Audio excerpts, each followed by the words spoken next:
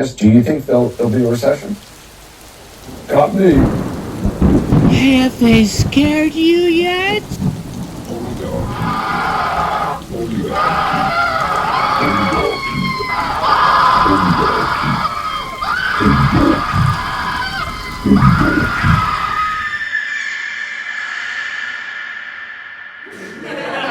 Please listen carefully.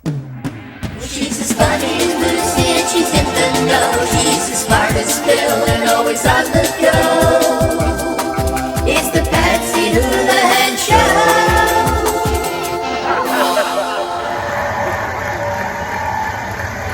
Show. For years I have been talking about how America has been moving toward an oligarchy. Well, we're no longer moving toward that oligarchy. Today we are living in that oligarchy, and we say no.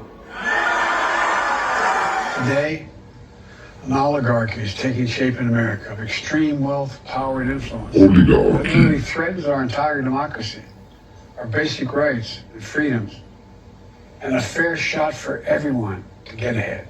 You know, I find it kind of interesting how the Democrats like to pick a word of the month and just pound it into your heads until you're brainwashed.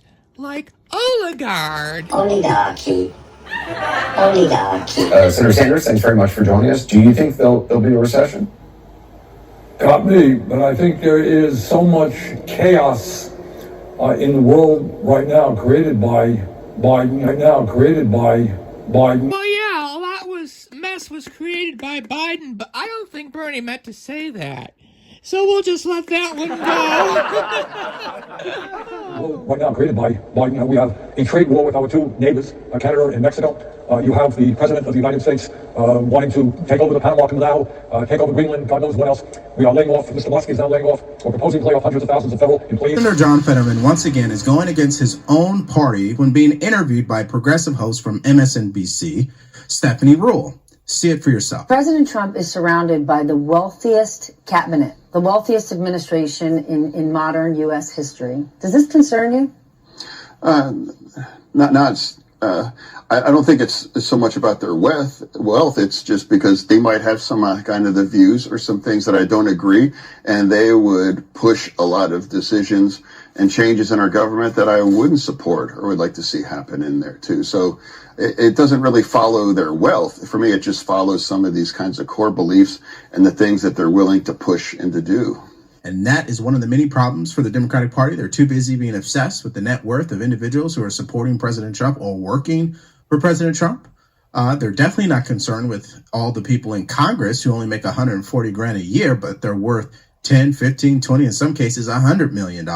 What about this idea that we're sort of creating American oligarchs? And I would ask Democrats, start talking like a regular person. Most people are not sure what an oligarch is. You know, it's like, okay, is an oligarch, is it a rich dude or woman? Okay, well, but there's also a little secret too. Democrats, we like billionaires if they're giving to our causes or to our party as well too. But there's a difference. There's a difference between a very wealthy money. It's unlimited money. That's the poison of American democracy. Get rid of unlimited money, and then that would render billionaires on either side to those kinds of a thing. And so remember, a lot of these billionaires that were in tech, they used to be more friendly to the Democratic interest in our party as well too. So, but unlimited money, get rid of that, and that would transform America more than any single other decision. I mean, this is a classic thing from people on the left, right? Democrats pretend their billionaires are harmless donors, while anyone supporting conservative policy somehow magically becomes an evil oligarch. Right, Mark Zuckerberg, whose election donations reportedly topped $400 million in 2020 alone, then led to the censorship of conservatives and anyone who even questioned the COVID vaccine. But they don't want to talk about that because they hate when billionaires are pulling political strings that are not on their side of the aisle. Well, when you guys get a chance, I'd watch all of Devore's video and all of his videos because they're quite informative, and I think you'd really, really like it. Look at Elon Musk. He hasn't divested himself from his businesses, and he's a guy with $38 billion worth of government contracts. That's different from being a Democratic donor who has the president's ear, or at the very least his phone number. Well, what I would say is that sometimes it's the, I'm not sure if they necessarily are motivated just, based on money. When, most of those folks, whether it's Bezos or Musk, they have far more than you can spend in 100 lifetimes. So for that, I think, I think scarcity defines the luxury. So that's why a lot of them want to be engaged on that, because they have unlimited money. So I think they want to be part of the conversation. And here's the bottom line. Stephanie Ruhle is definitely ignorant, or she's just being disingenuous. Either way, it's a bad look for her, because if she's trying to push the idea that Elon Musk wants to skim money out of the federal government, I don't know what planet she's living on. The guy has too much money for that, okay? He lives with a purpose. He has a mission in life. This is why he has these types of convictions and beliefs in regards to making the government efficient. Why would you go through the headache, risk your company, your name, if it wasn't for a purpose larger than yourself? You wouldn't go through that type of headache. But I guess she doesn't see the world in that way. Well, Mr. Fetterman better watch out, because the Democrats don't like it if you don't step in line and just follow their lead. I think on the entitlement issue, which you played, the president is in charge. He has made it perfectly clear he is not touching Social Security, Medicare, and even Medicaid, other than to say if there is fraud in any program, he'd like to root out the fraud. That's period. He's the president. The buck stops with the president. He's been clear about that since he started running in 2015. I mean, Republicans are getting ready to cut a lot from Medicare. Well, you call it cuts. They're calling it could be slowing the growth of the program or rooting out fraud, but that's different. I mean, here's the reason I have a lot. Yeah, and I have a lot of reason to doubt what you're saying, because when you say something, there's a huge able-bodied population in this country that should not be on welfare. That is a true story. Okay, first of all, welfare.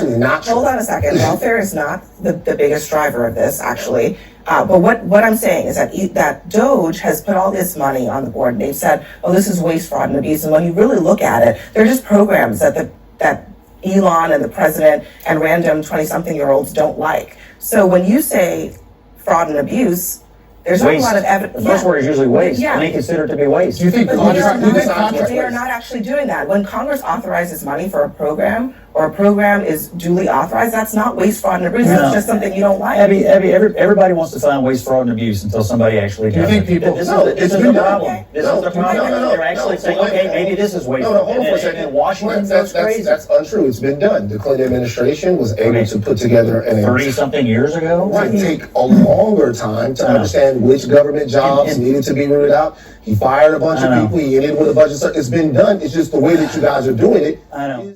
Last year we spent $6.2 trillion. The government's gotten more expensive and much larger over the last 5 years. The only question Republicans have is, does it have to be this large, and does it have to be this expensive? That's the question, and Elon's finally trying to cut into it, and the Republicans in Congress need to help. Well, look at the math. If Elon Musk says that he thinks he can find $1 trillion worth of waste, abuse, and fraud, why don't we let him try to see if he can find it? What does that hurt? Everybody's trying to be critical. They're attacking the message carrier.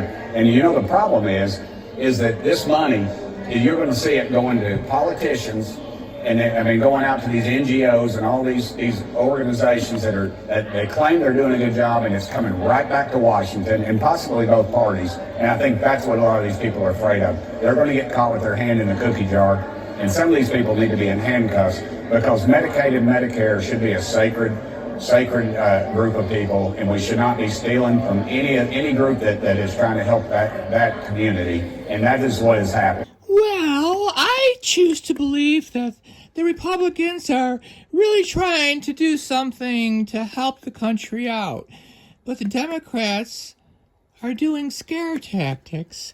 So I guess it's a choice. Do you want to be positive and work at change, or do you want to just be scared?